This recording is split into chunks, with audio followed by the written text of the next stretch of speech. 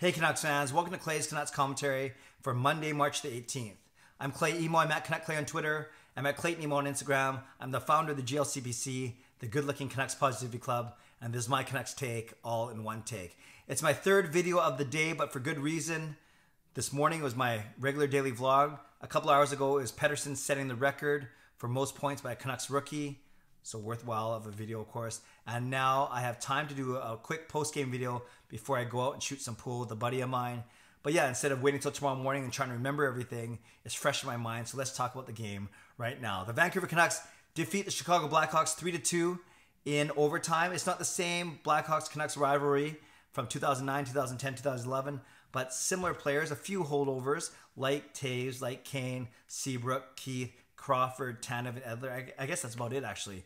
And in winning back-to-back games on the road, nonetheless, over Dallas and Chicago in the last two nights, the Canucks are playing a bit of a playoff spoiler here, although some would say they're spoiling their own chances for a better lottery pick. But as the founder of the GLCBC, the Good Looking Canucks Positivity Club, I will always take a Canucks win, and tonight they're fully deserving of their win. Feel good for Thatcher Demko and for many guys, but let's get to the goals first, and then we'll talk about some observations.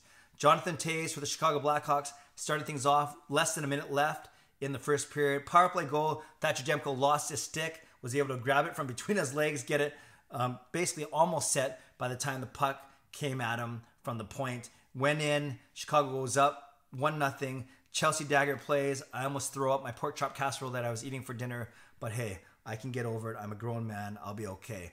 So then the Canucks come out into the second period and they take the lead. Firstly, it's a power play goal of their own.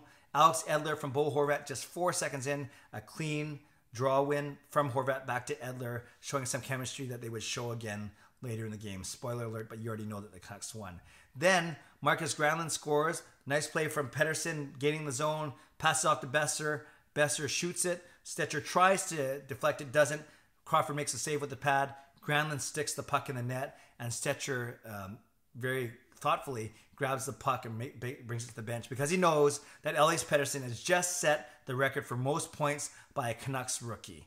He has 61 points now in 62 games, and as I mentioned in my video from earlier, would have had a lot more if he hadn't missed those 11 games early in the season with 2 different injuries. Might have 70 to 75 points in 73 games as opposed to 61 points in 62 games. He's got 9 more games to see what he can do. Likely will wind up with about 70 points or so, which is great. Bure got his 60 points in 65 games. Ivan Hlinka got his 60 points in like 72 games. But interesting to note, in their second seasons, Hlinka moved from 60 to 63 points.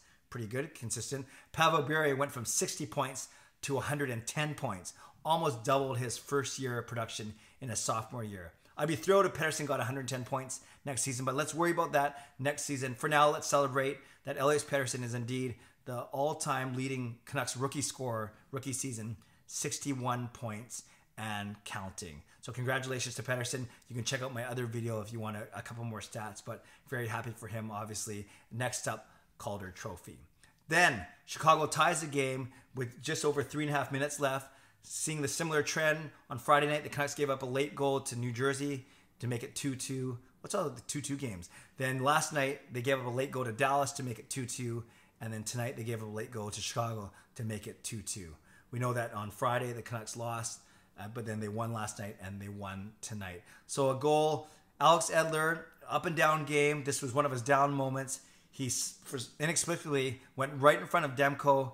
Also inexplicably tried to knock down the puck with his own arm. Goes off of him. Demko can't see it because Edler's standing right in front of him. Goes behind Demko. And now it's 2-2. Now we're not feeling so good. But right out of overtime, the same combination of Horvat and Edler. Horvat wins the draw back to Edler. Edler gains his own to Horvat. Back to Edler. Back to Horvat for a one-timer past Crawford. Beautiful goal. Just 16 seconds into overtime. Given that it was Horvat to Edler to Horvat to Edler to Horvat, that's a give, and goal. Either go, G-O, or goal, G-O-A-L. Horvat, his second point of the game, a goal and assist. Edler, his second point of the game, also a goal and assist. Great showing. Canucks win 3-2. Thatcher Demko, full value for the win. It was nice to see him get the win after not really playing that much, actually, but he makes 29 saves for this victory. And I was very impressed with Thatcher Demko. If you saw the interview after the game with Dan Murphy, said a lot of good things, talked about being patient, talked about understanding why Jacob Markstrom is getting so many starts because he's having a career year for himself, Markstrom is, and that he should keep that going, gives the Canucks the best chance to win.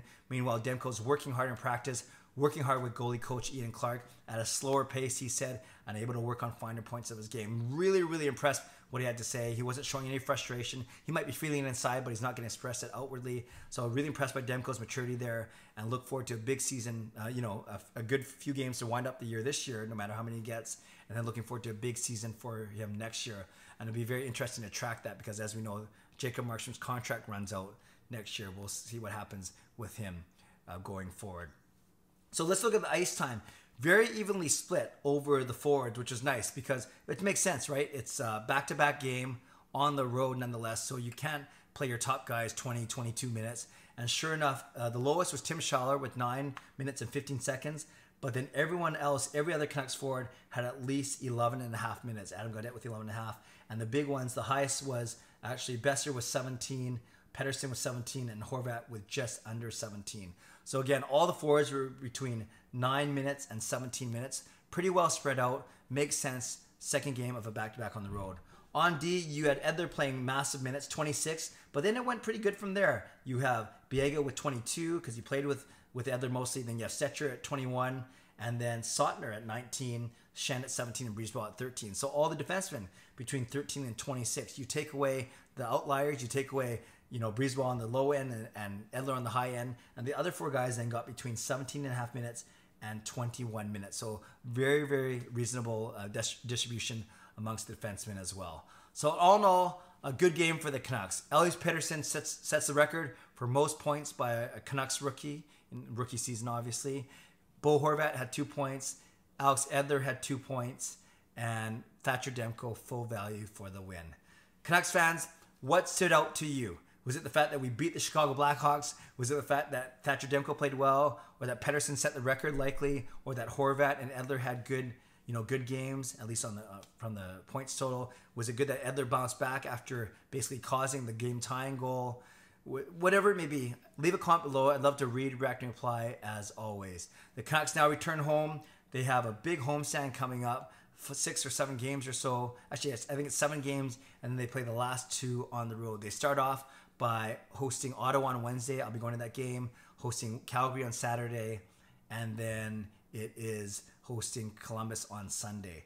Then after that, next week, I think there's an Anaheim game, an LA game, and then there's a San Jose game. I think I'm missing one other game, and then they finish off the season against Nashville and St. Louis. So a chance to give the fans some good games, some entertaining games down the stretch, and I'm blessed to be going to at least 3, if not 4 of those games, of the last 7 games at home. I know I'm missing one in there, but I'm sure someone will remind me. We'll figure that out later.